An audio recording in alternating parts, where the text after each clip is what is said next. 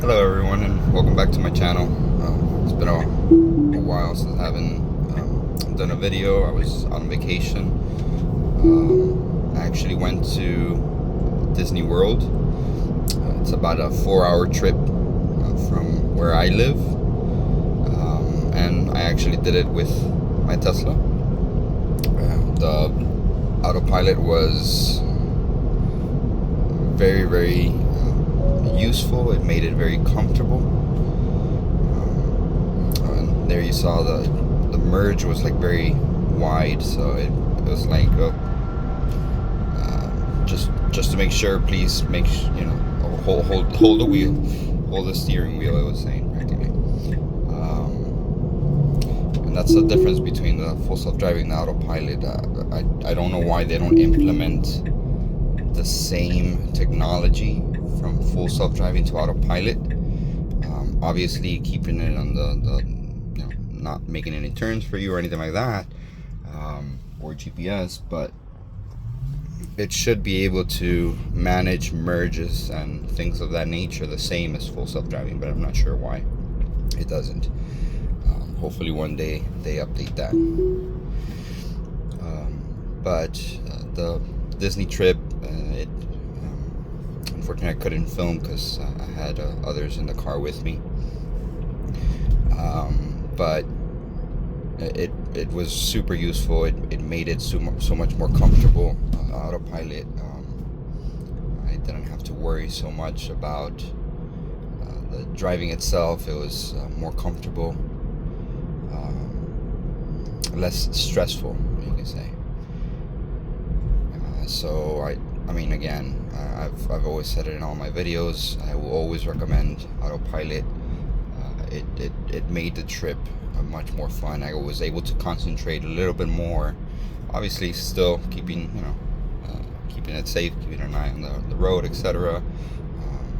But I was able to concentrate a little bit more on the conversations between us and our friends in the car, rather than just keep the focus 100% on the driving and acceleration and keeping on the lane and things of that nature. What are you gonna do here? Okay. So it's truly very useful when it comes to long trips, road trips. However, I will say this: from my house to Disney World, it's about a 250-mile trip, more or less. And the car, or about 260 more or less. And the car is supposed to give, you can see here it's 99%, it's 267, in reality it's 272. This is the Model 3 standard. So it should have gone all the way, but the fact that we had two other people, my wife and two other people in the car, plus our luggages in the back, which they fit very well. It was just like a 3-night stay at Disney.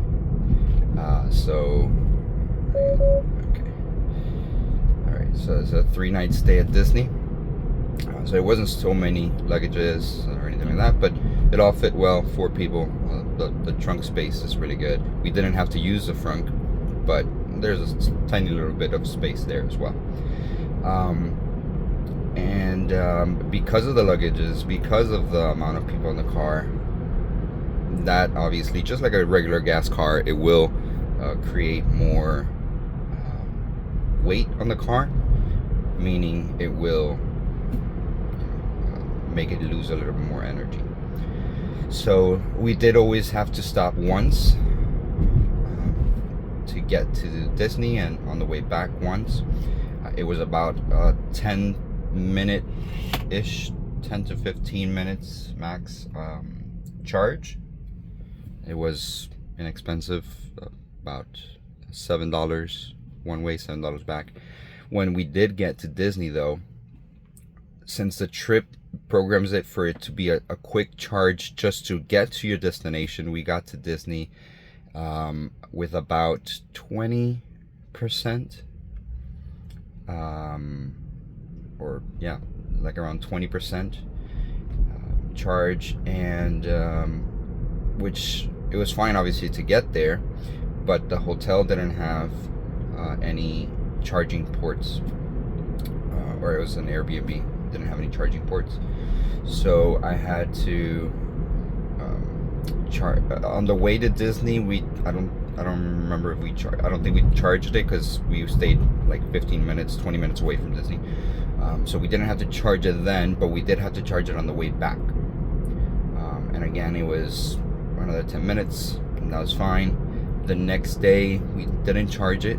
The following day we had to charge it again for another Disney park, and that time it actually had a little bit of a, we were gonna go to, after the park we went to downtown Disney, and before downtown Disney we actually stopped at a Tesla stop there in Orlando, and there was actually not many around the area.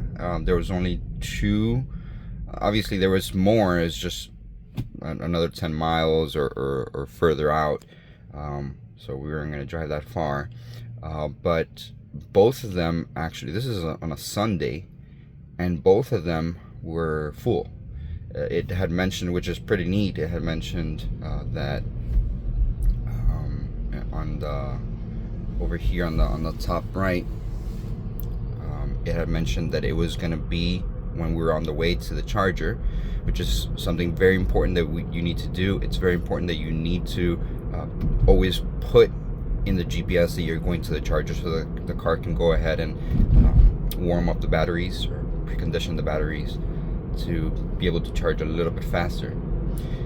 But it would actually say that, interestingly, it actually mentioned there was 4 cars on the way, 4 Teslas on the way to that charger, and there was 1 spot left. What I assumed from it was, and my friend assumed the same, was that there was only 1 spot because those 4 cars were going there. So it had said there was a total of 12 spots, and one of them was going to be left because those 4 Teslas were on their way. By the time we got there, we had switched to another one to see if it was better. When we switched back, that spot was already taken, and it was mentioning that it was going to be around 5-minute wait.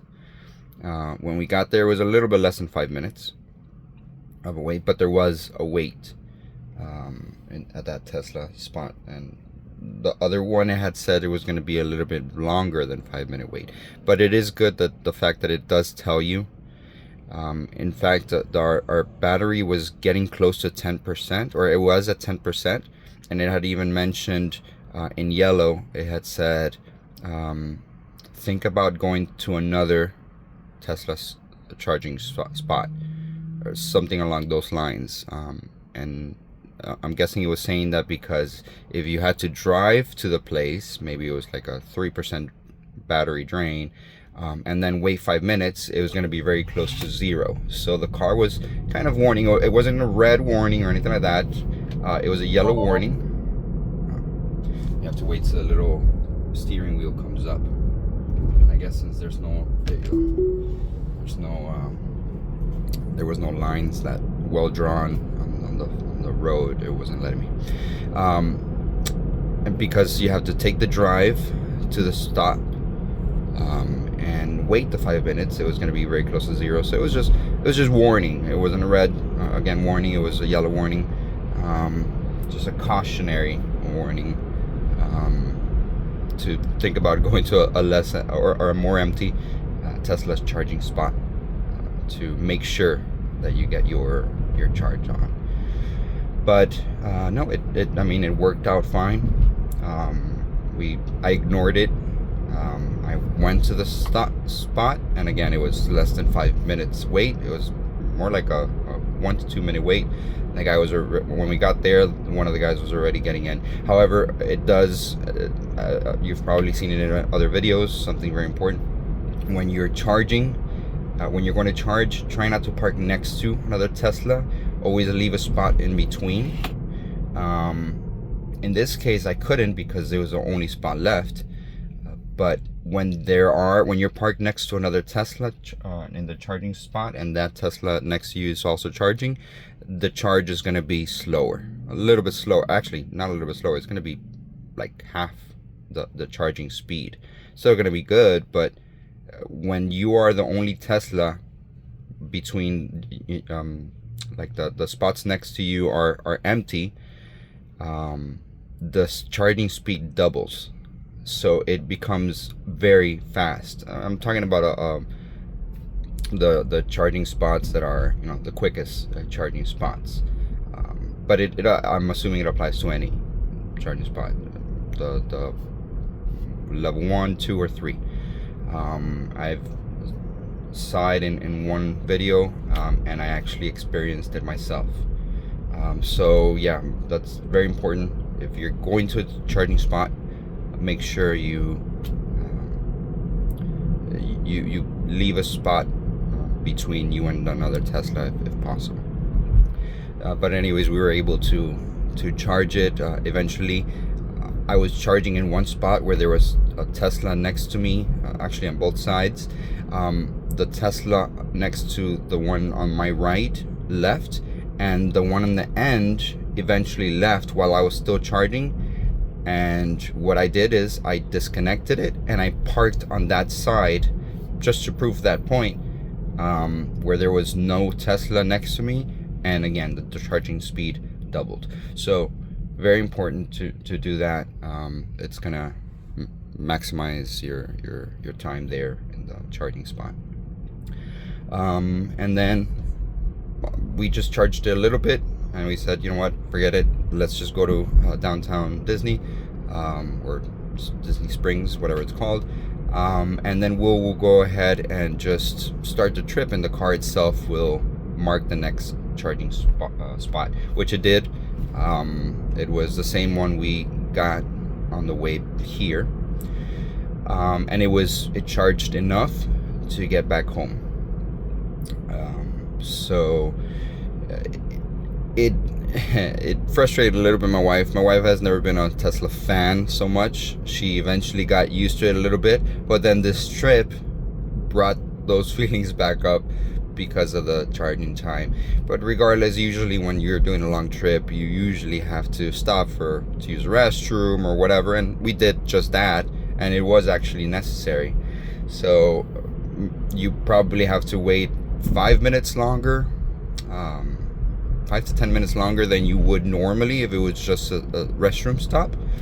But to me, it wasn't a huge deal. Now, the longer the trip, obviously those 5 to 10 minutes are gonna keep increasing, so it will make your trip a little bit longer. You have to add another, let's say, hour or two, depending on how far you are going to the trip. And it's a little bit more of a cost. Obviously, it's a lot less than a gas car, but it's something to consider as well. Supercharging, it can be a little bit pricey, depends on how much you charge, etc. Because it's just like a gas station.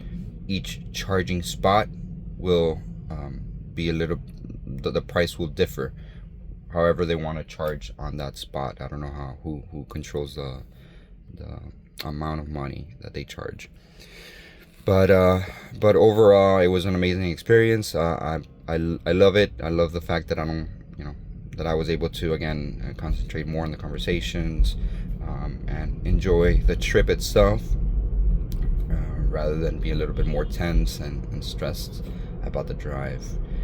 So always I'm truly recommending Tesla for those that love technology, for those that love some type of self-driving or autopilot or cruise control, things of that nature. This car is amazing, and it's truly a fun car. So I would recommend that. But yeah, that's it for this video. Again, sorry I haven't hadn't done any videos for a bit. Hope you like the video. Subscribe. And what are you gonna do now? There you go. And hit that bell icon. And if you are gonna buy a Tesla and need a referral code and don't have any family or friends, make sure to look at my comments. I put in my referral code there. It gives me some points that I can use and some little things for the car, as well as it'll give you either a 3-month full self-driving. Sometimes it like stops too long for those cars. It'll give you a 3-month full self-driving trial like I had in the beginning, plus in this case I think they have it plus they'll give you 6 months of free supercharging, which is awesome, especially if you haven't installed the home charging kit yet. So something to think about. Make sure to always use a referral code when you're getting a Tesla, be it lease or buying one. Anyways, again, have a good one. Thank you very much. Enjoy.